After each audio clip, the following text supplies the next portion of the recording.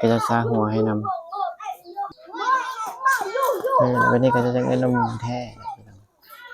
ถึงชีวิตการไปเห็นว่าพี่น้องพากันมาซอย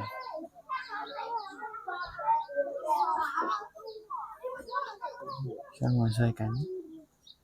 มาคุยลูกพี่ไอ้ยุ่งเลยครับ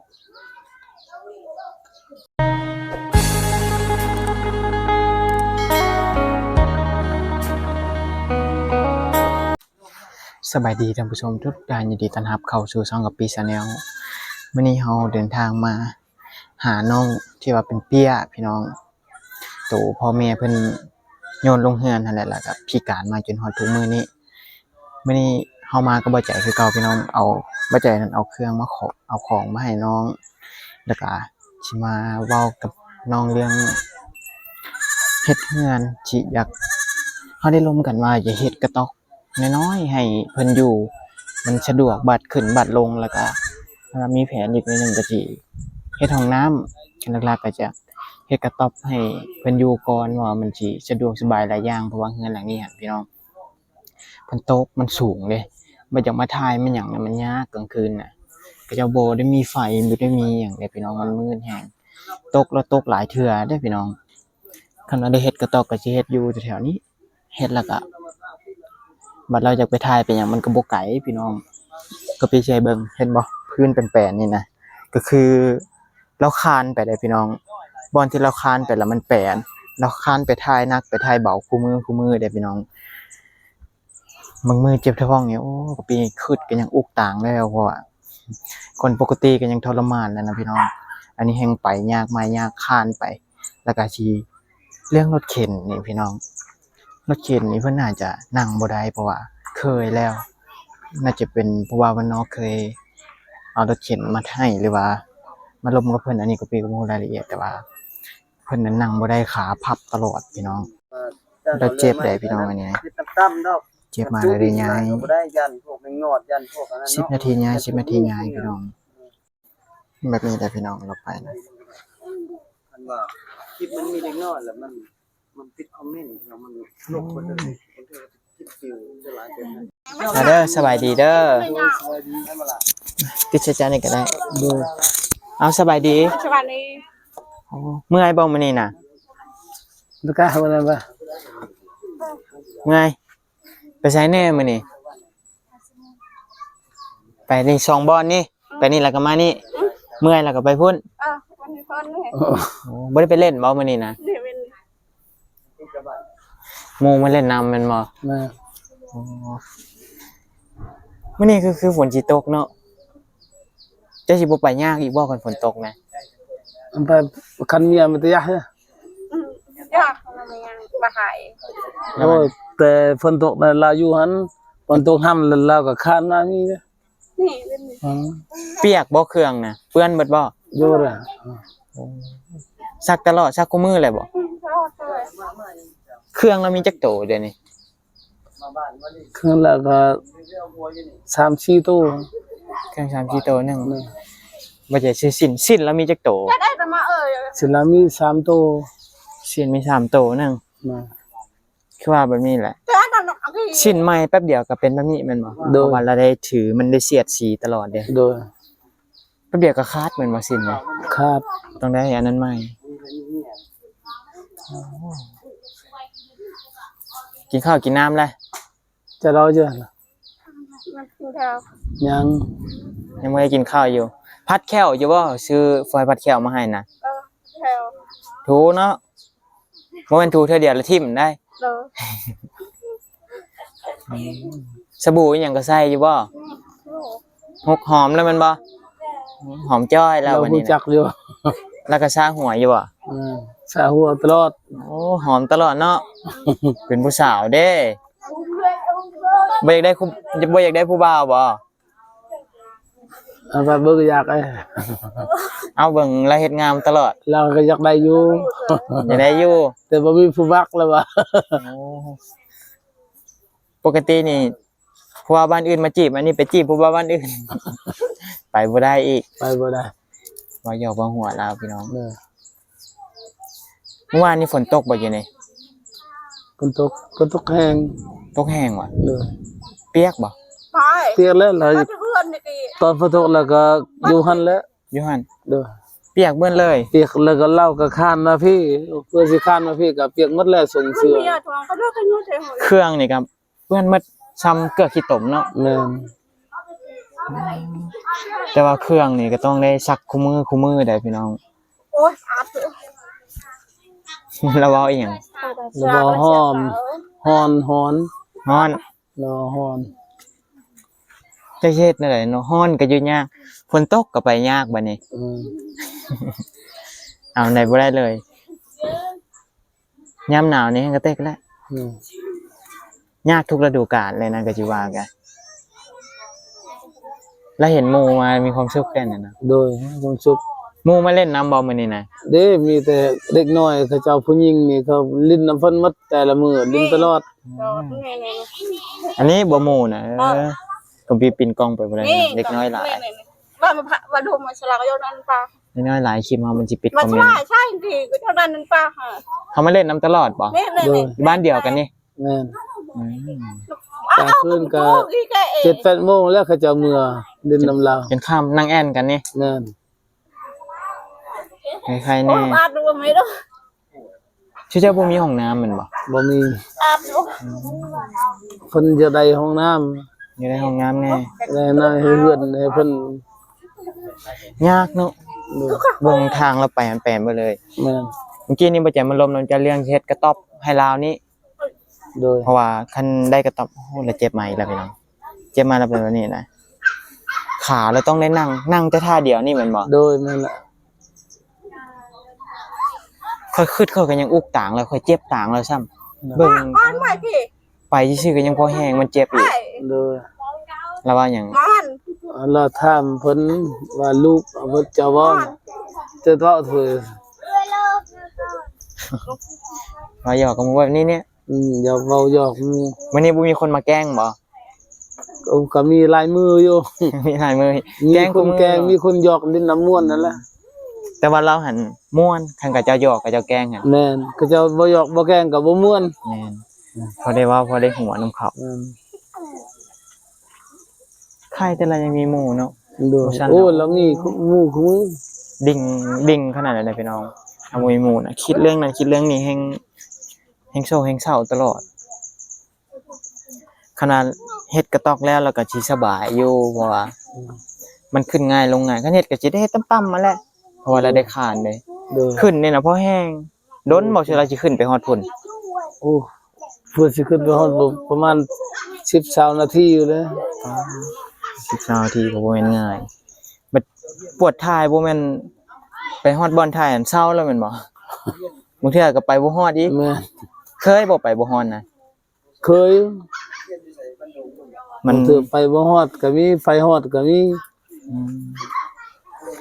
อดนั่นแหละจังได๋ก็ต้องได้อด แม่น ฮ้อนแฮงเฮาก็ฮ้อนกันพี่น้อง แล้วตกเฮือนนี่จักเทื่อ 3เทื่อ 3เทื่ออันน่ะ แล้วเป็นอีหยังอันนั้น หัว คันหัวเป็นห่าวบ่ เป็นห่าว โอ้ มันเป็นห่าวแล้วจะชอบลงมาทั่ว ชาหัวเด้อบัดนี้น่ะชาหัว สลับ มื้อ เล่า อย่าชาหัวก็ซื้อมาให้แล้วอันน่ะจะตกเฮือนน่ะเจ็บบ่ตกตลอดบ่ ตลอด ตกแล้วเฮ็ดแนวใดฮ้องโอ้ยโอ้ยโอ้ยบ่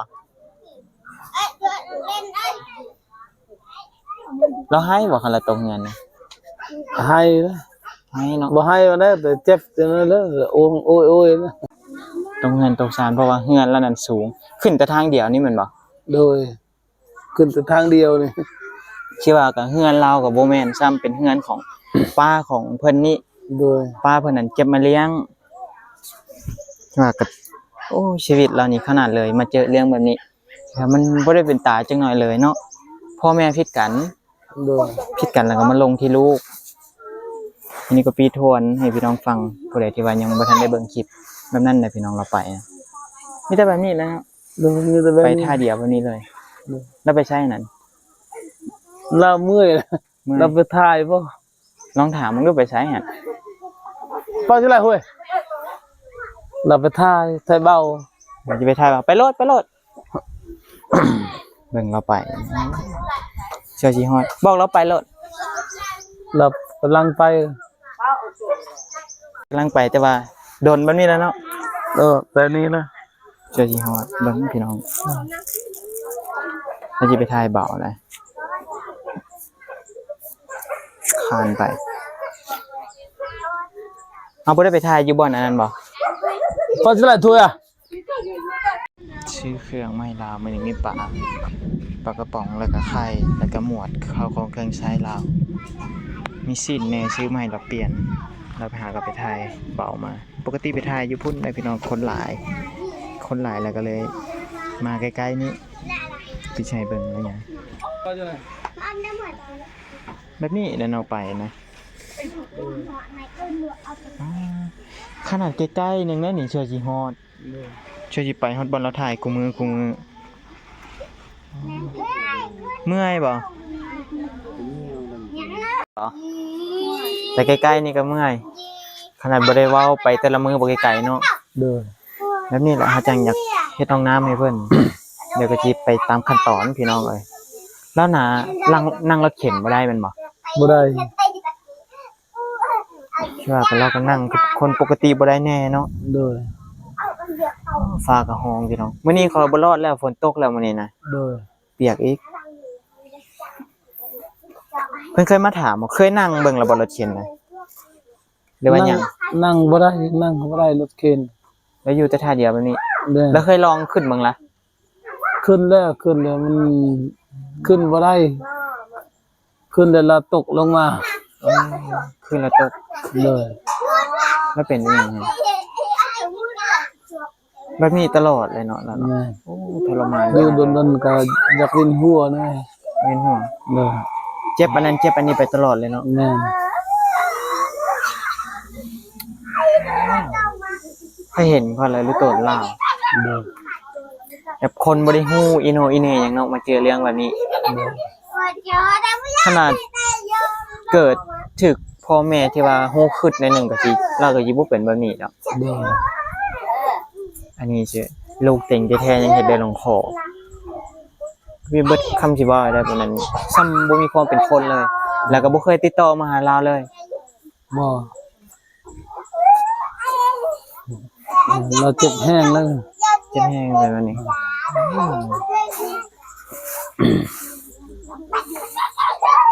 ขาเราต้องได้พับแบบนี้ตลอดเป็นเปี้ยแหละพี่น้องเป็นเปี้ยหรือว่าเป็นง้อย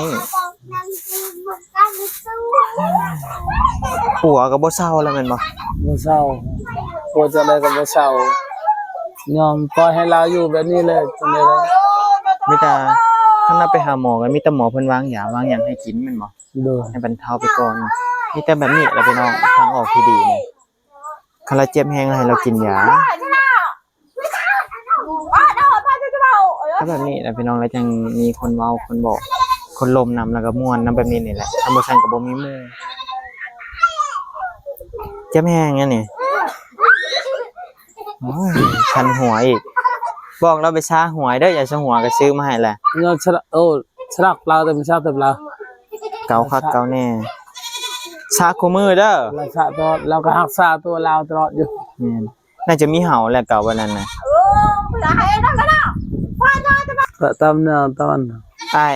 ปกติเราไปจะคือไปถ่ายอยู่พุ่นน่ะ โอ้มือหนึงได้3-4เทื่อแล้วไปถ่ายหนักถ่ายเบา โอ้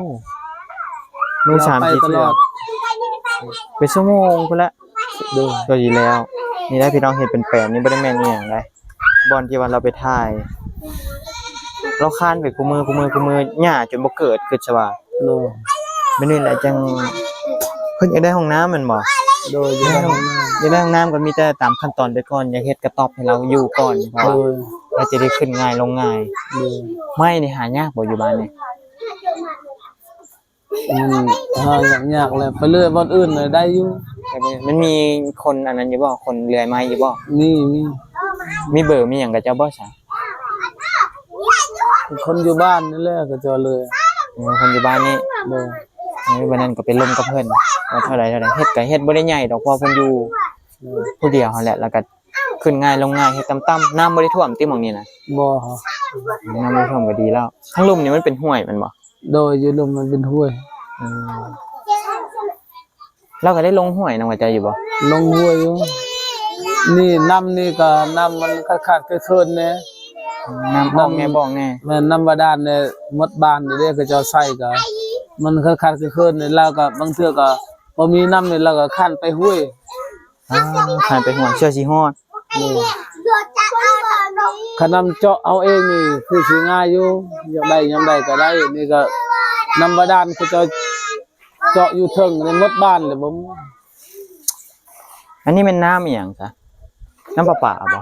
บ่นี่น้ำบาดาลอยู่เขาเจ้าเจาะอยู่เทิงในหมดบ้านใช้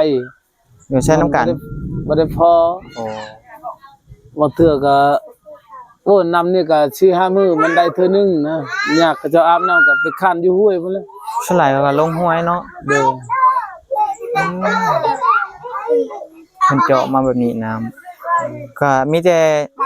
เป่งใส่กระฟุยไว้เนาะคำบ่ซั่นล่ะบ่มีน้ำใช้ โดย คำบ่พอก็ได้ลงห้วยคือเก่าล่ะพี่น้องน้ำฝนมาก็ไว้ตรงน้ำฝนติ น้ำฝนมากก็โตก็อยู่หั่นเลยก็ ที่เจ้า คุย ที่เจ้ากินน้ำอีหยัง กินน้ำห้วย กินน้ำห้วยบ่ได้ต้มบ่ บ่ได้ต้ม กินละลาเลย เลย บ่เจ็บท้องบ่ ก็เจ็บอยู่เจ็บมันเป็นปกติอยู่ เจ็บอยู่แต่ว่าลึงแล้วมันบ่ โดย กินมันก็น้อยเนาะ โดย บอลเราอาบน้ำอาบในก็อยู่นี่แหละพี่น้องอันนี้ละบอลเรานั่งประจำนะเดี๋ยวก็ไปพูนคานขึ้นเฮือนเฮาย่างนี่มันบ่ฮอดนาทีดอกแต่ว่าเราไปให้มันโดนอันนี้ก็คือทางที่ว่าเราคานไป เห็นพี่น้องจนว่าพูนมันแปลนมันเลยหญ้าจนบ่เกิดคือสว่าคือรถคือทางรถเที่ยวตลอดนั่นน่ะพี่น้องคือปีเห็นเรานี่ก็โอ้อุกขนาดเลยแต่รู้โตนเราได้เฮาจนบ่ทางที่ว่าแบบ คนที่ว่าบ่ฮู้อีหยังเกิดมาได้แค่5 เดือนมาเจอเรื่องแบบนี้พ่อแม่ผิดกันแล้วมาลงที่ลูกกันนะพี่น้องบ่ทางที่ว่าแล้วก็โยนลงเฮือนแล้วพิการยังบ่แล้วได้พี่น้องเอาไปทิ่มอยู่ป่าค่ะแต่มีคนมาเห็นมาหาอยู่หากินแล้วก็เจ้าเห็นเขาไปเลี้ยงก่อนแล้วก็จึงมาบอกให้ป้าของผู้เลี้ยงรายนี้หั่นเอาไปเลี้ยงเพิ่นอยากได้ลูกผู้หญิงมาเลี้ยงก็ถือว่าเป็นบุญแล้วได้แต่ว่าป้าที่ว่าเอามาเลี้ยงกันเสียแล้วเดี๋ยวนี้ยังแต่อายเพิ่นนี่ล่ะเลี้ยงเดี๋ยวนี้นะก็ถือว่าน้องยังมีบุญอยู่ขนาดหาไม้หาหยังแล้วเฮาก็สิมาเฮ็ดกระต๊อบให้เพิ่นน่าจะได้เฮ็ดเองได้พี่น้องเฮาบ่ได้จ้างบ่ค่อยได้จ้างล่ะงบมันก็บ่บานปลายแน่เฮาเฮ็ดเองเฮ็ดก็สิเฮ็ดหม่องต่ำๆพอเราได้อยู่ขึ้นง่ายลงง่ายพี่น้องแล้วก็ขั้นตอนต่อไปก็สิปรึกษากันร่วมกันเรื่องห้องน้ำลาวเพราะว่าเราไปไกลเด้พี่น้องมันบ่มีห้องน้ำเนี่ยมันก็ยากกุ้มได้จักมื้อนี่อ้ายอันนี้นี่แล้วกินกุ้มประมาณจักมื้อก็สิเจ้านี่เดี๋ยวจังได๋ไปเอาข้าวอีกฮอดบ่อาทิตย์หนึง บ่กินนี่ก็เป็นเท็ด2เท็ด กุ้มเติบอยู่ กินกลมอยู่ ไข่2แตะแล้วก็กินอยู่บ่ไข่กะ กิน ไปเฮ็ดแนวใดกินไข่นี่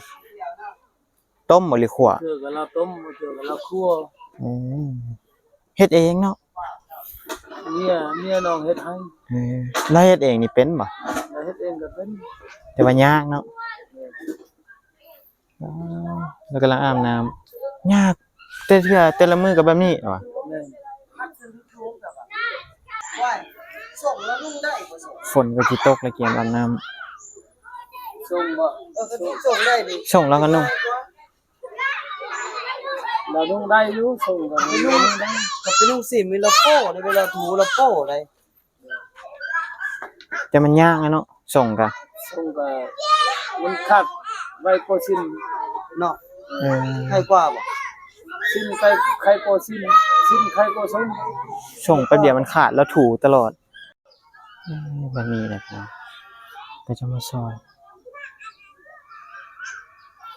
ก็แบบนี้ตลอดบ่ละอามนะเขาก็มาซอยตลอดเออ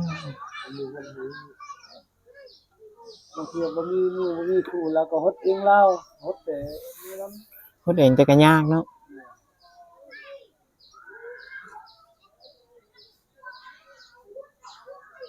ก็ดีได้แล้วยังมีหมู่นะ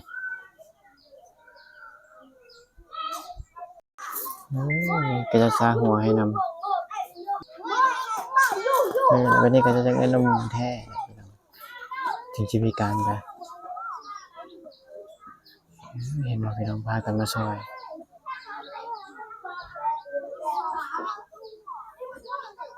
ช่างมาช่วยกัน มาคุยลูกสิอายุเนี่ยครับ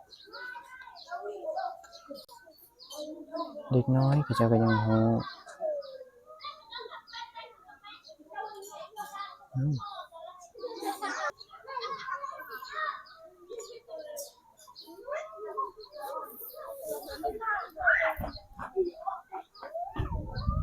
นี่ภาพบรรยายเลยพี่น้อง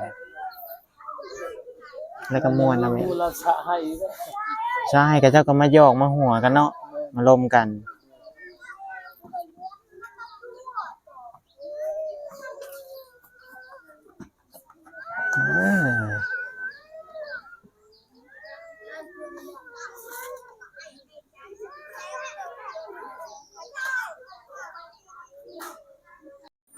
ลาบแล้วเดี๋ยวพี่น้องอันนี้นะเวลาก็คันแบบนี้เนาะคู่มืออันนี้ฝนจิตตกแล้วเราไปอาบไว้มันเนาะมากัน ทำบ่ได้อาบนะ ก็เจ้าอาบให้อีกเนาะ แต่ถ้าเราอาบอยู่ห้วยโอ้ยแห้งก็ไป มึงมาฝุ่นเจ็บอีได้หันขาแล้วสั่น เก็บพร้อม ว่า เชื่อจ ต ริง กกันใดได้แล้วเนาะ